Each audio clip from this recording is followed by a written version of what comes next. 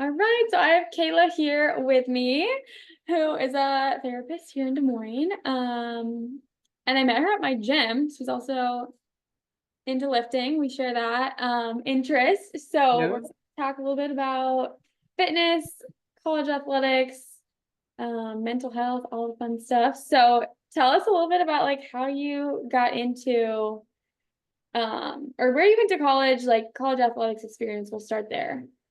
Absolutely, yeah. So I graduated from Drake University in Des Moines, Iowa. I was on the track and field team. I was a triple and long jumper, which is so fun. I think my knees and my hips are still paying for it, but I had a phenomenal job. So my little story with that is I was a preferred walk-on, which means that I came on with no scholarship, but I was preferred to come in, so I didn't have to try out. And Got then I worked myself up to eventually become the school record holder, the top two long jumper in school that. history. Ended up with a full ride, got That's NCAAs so last cool. year. Yeah, I was like, my friends tell me I don't talk about my story enough, but I probably should. Yeah, it was a So beautiful cool. story of like Yeah, constantly believing in myself and working harder and challenging myself beyond what I thought I could be capable of. And it really paid off. So yeah. that was really, yeah. So I enjoyed my story. That was college athletics. It was hard, but it felt really good looking back to see that I felt like I could do anything I really wanted to and believed in myself to do. That's awesome. So Yeah. cool. Did you play any other sports in high school? No, so funny stories. I used to be a basketball player actually growing up. And then we moved to a suburb of Chicago, like going into my freshman year of high school.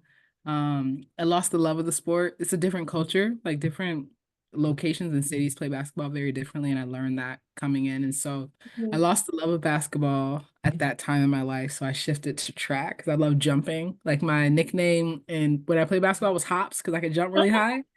So I was like, well, let me just try this jump thing. That sounds like cool, right? Yeah. So that's how I transitioned over. But I didn't play any others in high school, but now I do play basketball for sure. Mm-hmm.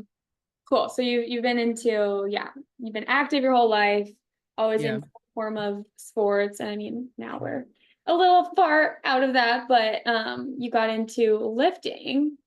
Um, Yeah. did you lift a lot in high school and college? I mean, I'm sure it was part of your training.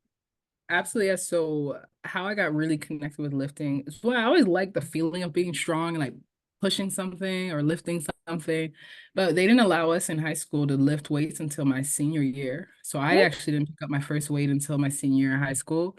And then college was a whole different game. Like that was the expectation. So Yeah. that's- like we'd be running exhausted and you would come in and get exhausted in weightlifting training, which is it was amazing. But that really is when my body started to transform, was went through weightlifting. That I remember going into my junior year, I was in the gym all summer long and I got so jacked, so strong. But for me, what I like lifting too is that was like my therapy before I realized what therapy even was. It Wow, was the I love space I could that. escape. I Yeah, me was too. connected with my body. Like you see me in the gym, I dance and I move like that. Yes, you're dancing, you're singing. Yeah. Like that was the one only Sometimes I do that too, and I always think about you. oh yeah, you get a little that yeah, I love it. But that was the only space I felt like I could be free and feel confident in myself. Um, and not experience judgment. It like that was it. So I would go into the weight room and just put my headphones on. I had the best weightlifting coach and he would say, go for it. And I would just do it by myself. And that really helped me heal through a lot of things I didn't have the words for back then. Hmm. Yeah. Wow. It's kind of crazy that you didn't lift till you were a senior. I mean, you are a different school. I mean, but we know like young women lifting is good. Like even, I mean, I was unique because I did gymnastics when I was young, which was a lot of like body weight strength, but then started CrossFit, I think when I was like maybe a freshman and like my dad always Wow. lifted, so I would just lift at home with him. But I Yeah. think that is quite unique. And now we're finally like, I think more schools are encouraging girls to lift younger, Yeah. but still, it does kind of depend on the sport probably too. But um, Absolutely. yeah. Okay. They So should if they want to be college. Like that would have been much better if I had lift weights. because it's a huge shock. I definitely was like, I loved it, but I was like, Yeah. oh, weightlifting fatigue is very different than like Yeah. any other fatigue. So Mhm. Yeah. Um, okay, so how did you transition into like healthy habits after college athletics then? That's a uh challenge. I, I I should say, how did I transition out of the unhealthy habits that I got right after college? Because I Mhm. didn't lift a weight. I gave my body like, I want to say 2 months where I said I'm not doing anything. Because my body at that point had gone through so many injuries and I had not had a day or at least more than 2 days off since like my Mhm. freshman year of college. Because when Wow. you're in college athletics, they So say this time realistic. off, but if Yeah, you really want to hit your goal and you want to do this, like it's you kind feel of that guilt. Like expected. you You can't just take more than a holiday off. You don't want. no, or you active rest, right? Which to me is like, okay, it's still I'm doing something. Mhm. Um, so I kind of said, let me get away, let me take care of my body. And then I was like, I was missing something. And so how I kind of developed it back was I was like, what did I like to do? Because I hated running. I mean, I'm a jumper. I don't like to run. I like to be explosive. So Mhm. for me, I was like, okay, I know I don't want to run anymore because I don't, but I really liked weightlifting. Like what parts of it did I really enjoy? And then I started back there, but I went through this really challenging period of learning how to work out as a, I don't want to say regular person, but a Yeah, non-athletic person. I was like, just like I just had all to athletes. relearn. Yeah. Yeah. Like, No, okay, go. I don't need to go in there and like almost pass out every time I lift. Cause I did that. And my coach, he was even like, let's go. Cause I was still battling Kayla the athlete versus Kayla the retired or the graduated athlete. Mhm. So I really struggled with having a healthy relationship with lifting, where I was like, oh no, I listened to my body. And I got some injuries after because I was like, I wasn't working out to the same intensity as I was, but I was still trying to lift at the same intensity that I was doing. So it was a lot of trial and error because I would go hard and I was like, well, I don't want to work out now for the next 3 days because I can't walk. Right. So I'm like, that's Mhm. not healthy for me. So how I started to do is I really had to listen to my body and I had to ask myself some critical questions as to like, why am I lifting this much right now? Like, what is my motivation? I'm not doing track anymore. I'm not trying to reach these goals. But there was like a part of me, right, that was like, but it's because you can. Like, you always got to push. You always got to go hard. And that part of me was so helpful when I was an athlete because I needed that at that time. But now I'm not. It's like that part of me didn't know how to like engage in working out anymore. So I had to really refine and even eventually change my routine. And that's when I think I started looking into a trainer at any time because I was like, I think my program is causing me some injuries because I'm still doing the same lifting into my body now with the old program with where my You body was do a at. college program, Yeah. which I've Mm-hmm. heard other people say they're like, yeah, I just keep that same programming, and because we don't, not everyone like knows how to write a program, which it doesn't have to be super Yeah. complicated. I try to really simplify that, but there's so Yeah. many ways you can write programs too, and depending Yeah. on what your goals are. So it is weird having Absolutely. to like start programming for yourself, and it's just such a big shift. Yeah. Huge. Mhm. Huge because in track, all of our movements had to be so fast. Right. And now I'm like, oh, they need to be a little slow and controlled. Like, okay. So there's a whole different of like, it's super heavy as a jumper. They didn't want us too jacked and too heavy all the time, right? Because they were Right. like, okay, Yeah. so I'd maybe lift or max out once a semester, or like even lift really Yeah. heavy once a semester. Yeah. Um, So so it was like body adjuster. mhm.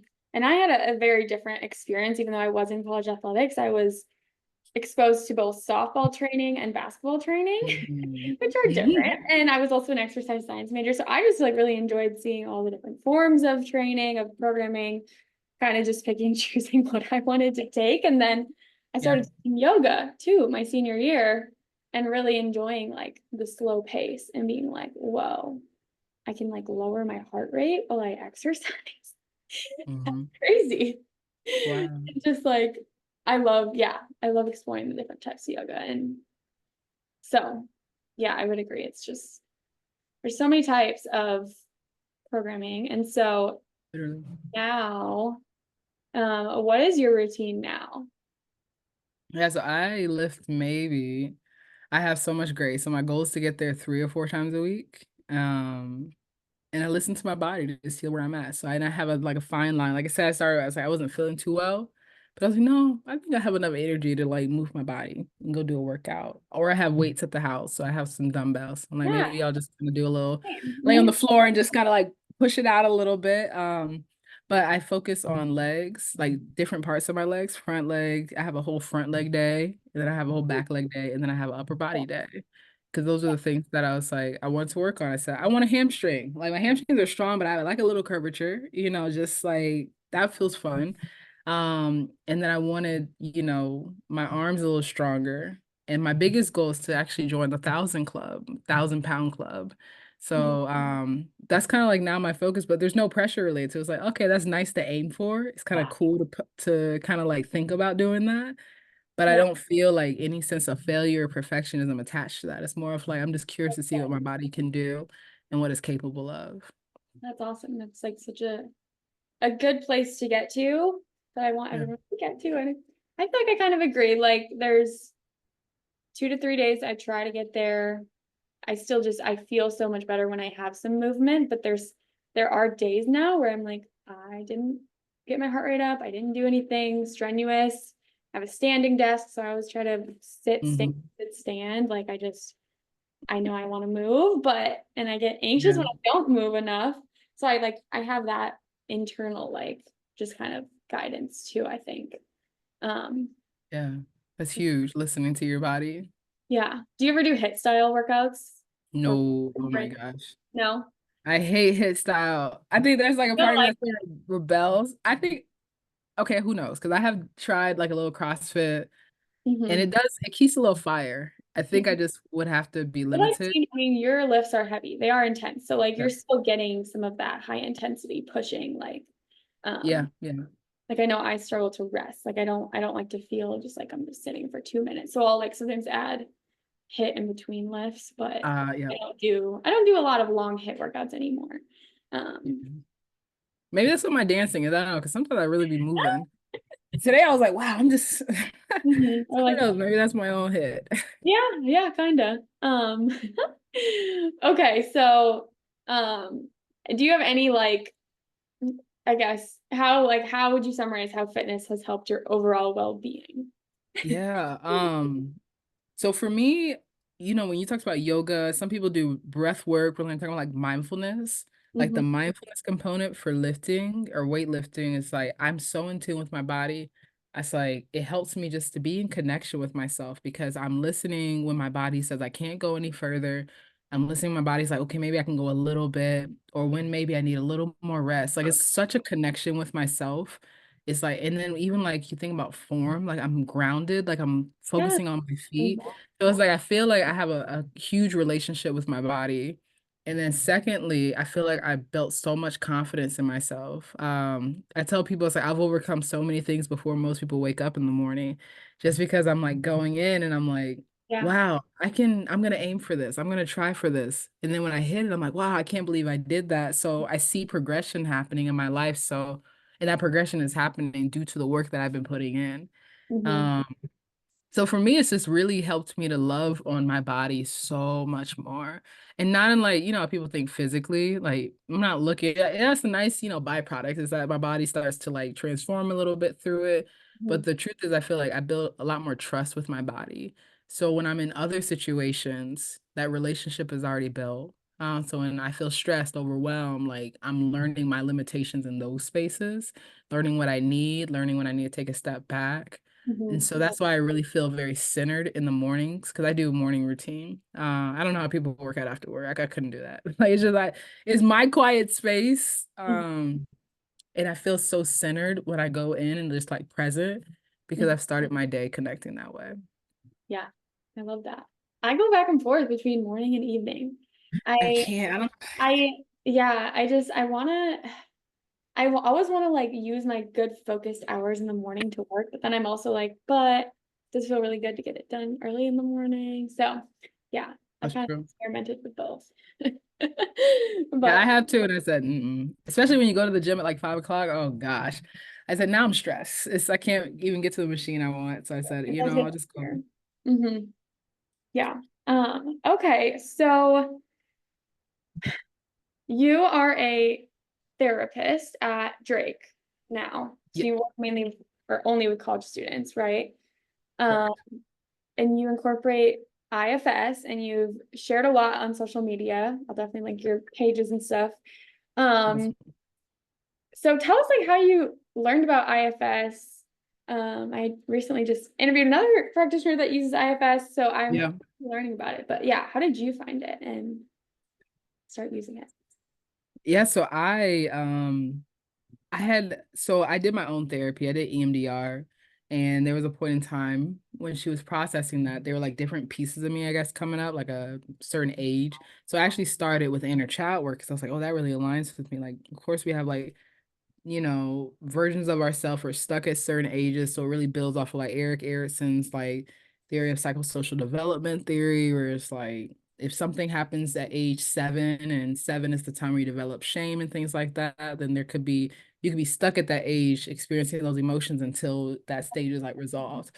Right. So some inner child stuff. So as I was going through like my internship in college, I started doing something. I started hearing these common themes around just like people saying there's a part of me or like feeling like the inner child. And this training just popped up. It's like internal family systems. And I learned a little bit about that. I read about it. I said, oh, that sounds cool.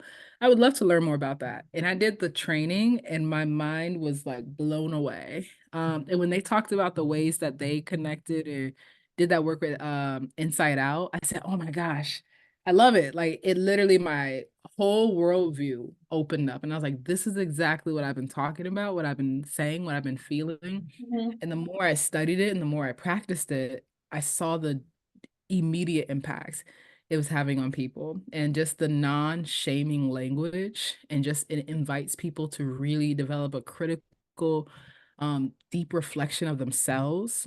I was like, this is just beautiful and wonderful. So that's literally how I learned about it. And from there, I just stayed connected with it. I mean, and I loved EMDR because I'm an EMDR trained therapist as well. I love dialectical behavioral therapy. So I still touch on some of those components, but for me, nothing really spiritually called to me the Mhm. way IFS did. I love that. Yeah, and I think that's so like just cool to see different people in different types of fields when we're like we Yeah. really want to learn more and find more tools for people and you like just go by what feels right because I feel like same with nutrition like there's so many people think oh you're a dietitian this is what you do but no like there's so many different perspectives on nutrition and physical health and the body and the mind like it's kind of an art figuring out like what you believe and I'm a few years behind you for sure so like I am still learning so much but Mhm. um yeah, that's so cool. Do you have any like books that you would recommend somebody like me or someone who hasn't maybe worked with somebody on that that would be helpful, or do you feel like it's most helpful to do with a therapist? Yeah, so I believe two things can be true. So some things that you can definitely do individually. There's a book called No Bad Parts. I usually recommend that to most people. So, pretty introductory book. It's by Dick Schwartz. And so the hardest part with the IFS therapy is a lot of literature out there that's written for therapists. So I Mhm. wouldn't recommend every book for people that are just curious. But IFS, No Bad Parts, is also the internal family systems therapy manual. And although a little bit of that talks about the therapeutic piece, there are some prompts and reflections that people can access in that book. Um, Cool. those are the primary two. There is one called Self Therapy. I haven't read that myself, but I've heard people that have benefited from reading that book as well. But on the other hand, when you say things you can do with a therapist, I think yes, there's power in it. More so because when you start parts work, you're not really sure what's going to come up. And a lot can come up because when you start really getting the invitation to connect with yourself, your parts are going to say, okay, is this okay for me to talk about? And often we don't think and process our emotions that way. So when you start opening things up, you might hold space and there might be other parts that are like, whoa, I don't know how I feel about this. So as someone does it with themselves, it's good just to have someone else to check in with that. Often it can be a therapist, another, person they're working with, a coach, things like that, just in case overwhelm shows up. Mhm. Yeah. Yeah, and I think it's just so helpful to have guidance in so many ways. Like I think there's that balance of internal and external guidance with so many things. Like, do you agree? Just we can do a lot of work on our own, but having guidance is important. And I think that's same with what I've learned in my health journey of like, yeah, I could figure this all out maybe at some point, but it's you can fast track. You're learning when you have the Yeah. right guidance. Yeah, Um, absolutely. yeah. Okay. So you have a lot of like really cool analogies on TikTok, and do you have any that you could share with us that you feel like you use a lot? Or Uh, like in general, yeah. yes, there is a huge one. With my perfectionist, I say my perfectionists, my hard workers, the ones who always want to go above and beyond. Often what can happen, is even on your worst day, you say like, I'm not giving enough. I'm not capable enough. And so analogy I often uses like when you think about a track, I don't know, if you ever ran like a 400, like one lap around the track, it's like a sprint. On your best day, you can just go and you can run that. You've had all the training, all the material. Um, on a difficult day, let's say you come back from like, let's say you have an injury or something's happened or you feel like just overwhelmed, that race is going to look differently than when you were at your best self. And I think what happens often, individuals are measuring their sense of abilities and capabilities from their best self and not like where they're at that day. Regardless of what's going to happen, you're going to run that race, but it Mhm. may look differently. And so I said, maybe if you're like really overwhelmed, you might need to take some breaks. Maybe you can run the first 100 and then rest a little bit, or you run another one, you need to stretch a little bit, or you just might need someone to check in with you in that moment. You'll get through it, but we don't offer ourselves the support to get through it. We're just expecting ourselves to just be top tier. So I use that one a lot because visually it makes sense, especially with my athletes, especially with my runners. They're like, yeah, that makes sense. Of course, wouldn't expect myself just to go and run it the same way I would at my best. But that's often the expectation that we get for ourselves. I like that. I might have to steal that one for my You can perfectionist have it. because I mean we're always setting goals in our meetings, but it's easy to yeah, we have a bad week, we don't achieve our goals and to beat ourselves up. So Absolutely. it's also never about being perfect, but yeah, keep Mhm. showing up for ourselves. That's a good one. Absolutely. Yeah. Let's see. So both of like our work connects to mind body. How how do you think we can become better in touch with our physical bodies wherever we're at in our healing journeys? Yeah, I think we got to listen to ourselves. I think, and this is a society thing, like grind culture type thing. Um, the issue is when we start to feel any ache or any pain, emotionally, mentally, or physically, even spiritually, our first inclination is to ignore it until it gets louder. We have already just impacted the trust that we have with our body. I'm just going to ignore this. In Yeah. many ways, that can be beneficial, right? Let's say you have to get something done, and you're like, oh, I just need to do it right now. The issue over time is that that becomes a pattern. So there's no connection even being built. Yeah. But we listen to us when it's screaming at us to the point where it's making us literally not be able to engage in the activities that we have. Then we give so much attention. And if we think about that, let's say like for a child, if a child is like, hey, I need some help, I need some help. If we only listen to that child when the child is screaming, what would the child learn? Probably, I have to scream to get your attention. So what do you think our body will then learn is I have to be on loud and just screaming to get attention over and over again. And if we add that from a parts perspective, your parts will then learn this is the only way that will be heard and the only way that will be comforted and taken care of. And if you add that on to, let's say, someone who's ever had an experience where they were neglected, that could be physically or emotionally, then it can really create a complex system happening inside. And so, one way that we can start is just actually acknowledging, even if you can't attune to it right now, because I recognize that there are times when probably you just can't stop and Yeah. just do. But if you can just acknowledge, okay, something's happening, I'm going to check in with this later, that can help build that connection over time. Yeah, I love that. Just even taking 5, 10 deep breaths more often throughout the day. Yeah. Because it is like that's what's so hard is with either maybe you're an athlete or you have a job, right? Those are kind of two things that you have committed to.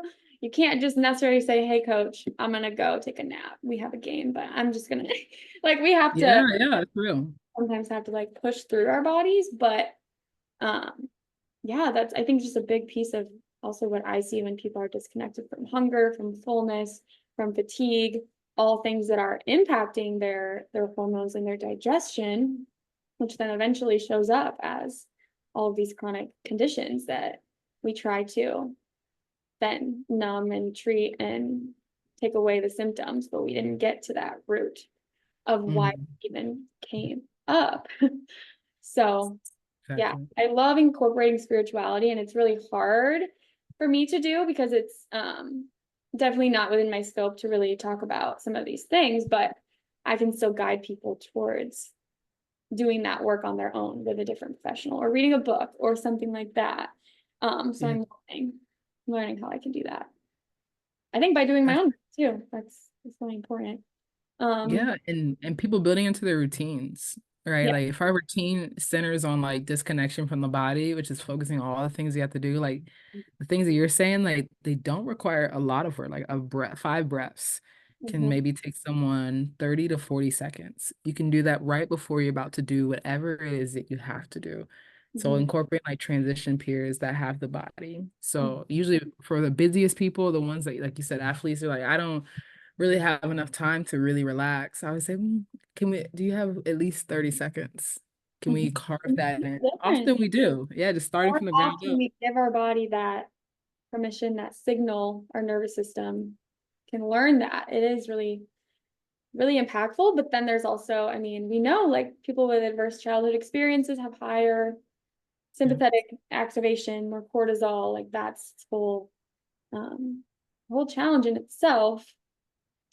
But yeah, do you typically like encourage meditation or yoga or visualizations or have any All the time. go-to practices? Yeah. Visualization is my favorite thing to use. Often we'll start with a little meditation, right? It's kind of like breathing, connecting with your body, and then we'll kind of bring to the mind's eyes, use the language that I use, whatever it is that we want to focus in on. So if someone's like really stressed and overwhelmed and they wish they had places just to rest or have peace or whatever, insert fill in the blank, then we'll visualize, okay, what would that look like for you to have that? Mhm. Because the mind body connection can start there, which is so fascinating. Literally by imagining yourself experiencing that, your body's going to have a visceral reaction to that. Yeah. Often it might be a soothing, oh, that would feel so nice. And Mhm. that's what's really cool for people who really sometimes don't have the space to get away. Dream work and just visualization work can help your body to experience that. Yeah. Um, yeah. Mhm. And Yeah. actually, as you were thinking, because you asked me about analogies, I have a huge analogy for this that I tell folks all the time. And especially folks in Iowa, I said, imagine yourself like driving and you're on the road and you know, like you're driving 75. And when you get to Iowa, they always have the 55 miles per hour. It feels like you're going so slow because you've been going 75 miles per hour. But in Mhm. reality, your body or your car is eventually adjusting to this new speed. I And love that. sometimes that is exactly what it's like when your nervous system or your regulation has been on fire, quick, quick, quick all the time. What Yes. ends up Such a good. happening, it's Mhm. an adjustment period. So Yeah. allow Like, your body to adjust to that new pace. even if people, I think people who feel like they have a good emotional health, good support system, but they're go, go, go all the time, maybe not Yeah. quite getting enough sleep. That is, yeah, their body is just constantly on that high drive. And I know that's been me at times, and it is really hard Oh, for me to same. just sit for a Yeah. night and chill. But It feels like you're doing nothing, but in yeah, reality, it's productive. You're yeah, it is adjusting. productive. And I always talk about the masculine versus the feminine energy and trying to balance Mm, those, the being versus the doing. I love yeah. that kind of an analogy, more of a, I don't know, Okay. thought pattern, but I have I a like read that. that I like to give my clients at the beginning of working together about the masculine versus feminine energy, which we know it's not gender, it's just we all have both. Mhm. So, Love that. Love that. yeah, I'm reading a lot more on some of that because again, I want to incorporate spiritual aspect, but it can be a challenge because it's not pushing like religion on people, but just the spiritual energy. Absolutely. Finding ways to get that into our life. Can seem, Most people are spiritual, they just attach it with religion, so they push it away. But yeah. no, Mhm. no. Yeah. Um, okay. Well, other question I had was just kind of what you've learned from your leadership role in being a female leader, a Black female leader, like in your career. Like, do you have any major lessons you want to share about that? That's a huge topic. That's a story. That's lessons. Yeah, I could write a book. I think I probably will when I'm done with my career. Oh, that I want to share. It's been an experience, Kelly. It has been an experience that there are some things that one lesson is that expect the unexpected. Um, that is one thing I've learned is there are always going to be curveballs. There's always going to be things that change. Be prepared for that. I would say one lesson I've learned is that I'm very, in most, I would say for Black women, more capable than we ever give ourselves credit for because we've been living and experiencing systems that have made us feel less than. We're often selling ourselves short, not to other people, but to ourselves. And so there's a beautiful turn that happens when you actually realize that you're that girl and you are more capable. All that. But Yeah. no, by doing so, your light shining is going to rub against the biases other people have or the stereotypes they have for you. And that is not your responsibility to take care of. Hmm. Your responsibility is to keep doing the best that you can and bringing that light and energy in every space that you can and monitoring your own energy and boundaries related to that. I think that might encompass all the other pieces because there's a lot of lessons. There's a lot of lessons, but biggest is don't ever sacrifice your dreams, your light, for someone else that is trying to dim it for you. Hmm. I love that. Yeah. Yeah. But that's an experience. That might be a whole nother podcast Yeah. experience. Probably, yeah. How do you like how do you deal with, yeah, like setting the boundaries on your energy? Because I know it's easy to like to lose ourselves in the busy week and having Yeah. some responsibilities. Besides fitness, is there anything else you feel like you do on a Yeah. daily basis? Yeah. I think about my ancestors a lot. I Mm, think about the people who came before me and how much they had to fight, how exhausted they probably were just for me to be in the space that I am in. And I think about what is it probably one thing outside of, equity, justice that they would have wanted is probably rest. So when I start to work myself or I find myself just feeling stress, I think back to them and think what is it I wish they could have, what is it they wish they could have, and take some breaths. And my body really, when I talk about listening to our bodies hold stories. So that's why I do that work is because I recognize whatever I'm experiencing in this moment or feeling, I know those stories have been held by people before me. mm, And that's why I'm so intentional about rest and noticing when I'm exerting myself more than what my body feels okay with. And mhm, so for me, I was like, that's a nod to the people that came before me and the people that will come after me, like mm. interrupting some of those expectations that we've had to have.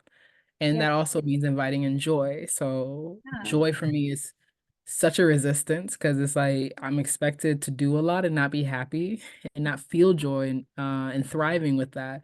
So I do as much as I can to reclaim and maintain hold. So that's where TikTok, I have a lot of fun with that, or I do things, I Yes, me find too. moments. Yeah, it's like Like some people, joy I for me. mean, Yeah, some it's people real. hate social media, and I get that. It can be overstimulating, but Yeah, I try to keep it really fun too, and I love that you feel absolutely. that. But yeah, I mean, there's just I don't even know where to begin on this, but there are just so many changes that women have been through in the Yeah, last couple hundreds of years, and it's um yeah, it's crazy how much energy is stored from past generations of being 100%. oppressed and traumatized and um how that might even yeah be coming up now because we're learning how to deal with it. We're learning more tools to deal with it. Would you like agree? And Oh yeah, I think we're required to now because I mean, it's different situations, but society is starting to have a lot more things that seem a little more familiar to those times. So many of us are kind of sitting with that feeling inside of like, we got to do something with it. Like it's in front of our face. Like we're hearing it, we're seeing it. We got to take care of it, or else, or we can detach from it, right? We have choices, but yeah, it's definitely we're digesting a lot of things right now. I love what you said about finding like the power that you do have. I think it's a big, we block ourselves, and I struggle with this a lot of like believing that we can do things. Mhm. Yeah. So good stuff. Thanks for sharing everything. No, I think if absolutely. there's any other final questions, I always like to end with some fun questions. I think we should, I'll edit this out, but maybe jump off back on. I have the Mhm. time on this. Just a couple more things. Okay, yeah, I'll do that. Hop back in. Okay.